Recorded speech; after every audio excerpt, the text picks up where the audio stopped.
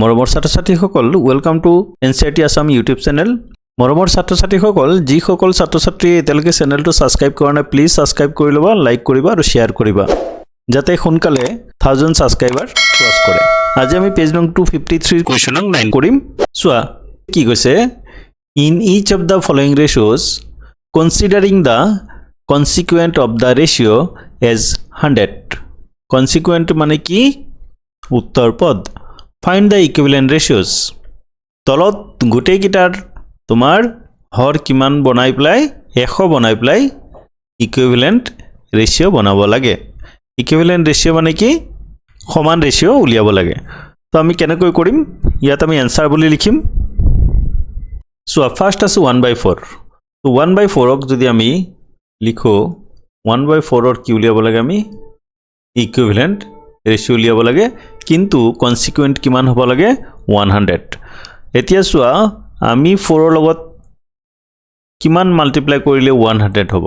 4 ৰ লগত কিমান মাল্টিপ্লাই কৰিলে 100 হ'ব? তো 4 ৰ লগত 25 মাল্টিপ্লাই কৰিলে কি হ'ব? 100 হ'ব, হয় না? 4 25 are 100। আমি কনসিকুৱেন্ট 100 বনালো। এতিয়া চোৱা যদি আমি কনসিকুৱেন্টৰ লগত 25 মাল্টিপ্লাই কৰো তেতিয়া হলে কি কৰিব লাগিব? আমি এন্টিসিডেন্টৰ লগতো আমি কি কৰিব লাগিব? 25 মাল্টিপ্লাই কৰিব লাগিব। এন্টিসিডেন্ট কি আছে আমাৰ? 1 ইনটু কি কৰিব লাগিব? আমি 25। 1 ইনটু 25 কিমান হ'ব? 25 হল। এতিয়া আমি 2:5 ৰ উলিয়াম। এটো ইয়াত আমি 1:4 লিখি দিলো।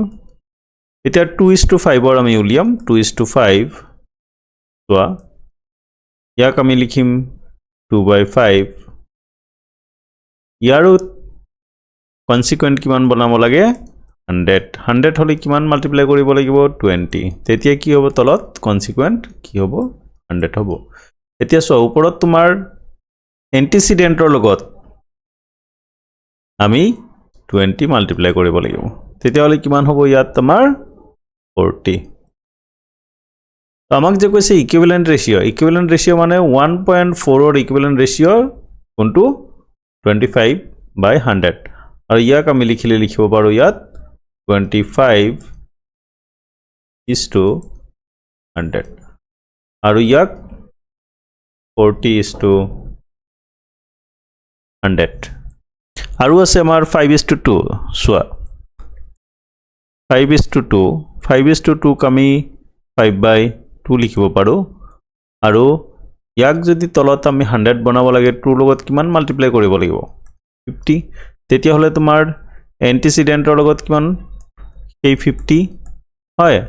তেতিয়া হলে আমাৰ তলত কিমান আহিল? 100 আহিল। ওপৰত কিমান আহি যাব তোমাৰ? 250। আৰু ইয়াক আমি ৰেচিঅ' হিচাপে লিখিলে কি লিখিম? 250:100। চোৱা এই তিনিওটাৰে তোমাৰ কনসিকুৱেন্ট কি? 100 আহি আছে। আৰু আমাৰ লাষ্ট আছে কিমান? 7:20। 7:20 ক আমি লিখিব পাৰো 7/20। আৰু ইয়াৰ যদি আমি কি বনাব লাগে? কনসিকুৱেন্ট 100 বনাব লাগে, তেতিয়া হলে 20 ইনটু কি কৰিব লাগিব? 5 হয়। তেতিয়া আমি কি পাম? 5 2 are 10 আৰু এটা 0 100 পাম। ওপৰত কিমান হ'ব? ওপৰত তোমাৰ 7 × 5। 7 × 5 কিমান হ'ব? 35। আৰু ইয়াক লিখিলে আমি কি লিখিব পাৰিম? 35:100। এতিয়া চোৱা চাৰিওটা ৰেচিঅ'ৰ ক্ষেত্ৰত 1:4 ৰ আমি কি উলিয়াই দিলো? এটা ইকুইভ্যালেন্ট ৰেচিঅ' উলিয়ালো যাৰ কনসিকুৱেন্ট কিমান? 100। 2:5 ৰ এটা ইকুইভ্যালেন্ট ৰেচিঅ' উলিয়ালো যাৰ কনসিকুৱেন্ট 100। আৰু 5:2 ৰ এটা উলিয়ালো যাৰ কনসিকুৱেন্ট 100। আৰু 7:20 উলিয়ালো যাৰ কনসিকুৱেন্ট 100। ঠিক আছে, আশা কৰো সকলোৱে বুজি পাইছা। মৰমৰ ছাত্ৰ-ছাত্ৰীসকল আকৌ কৈছো তোমালোকে চেনেলটো ছাবস্ক্ৰাইব কৰি ল'বা। ছাবস্ক্ৰাইব কৰোতে 1 টকাও নাযায়, তোমালোকৰ কোনো লছ নহয়। গতিকে সকলোৱে ছাবস্ক্ৰাইব বাটনটো তোমালোকে প্লাস কৰি দিবা। ঠিক আছে, আজিলৈ ইমানে।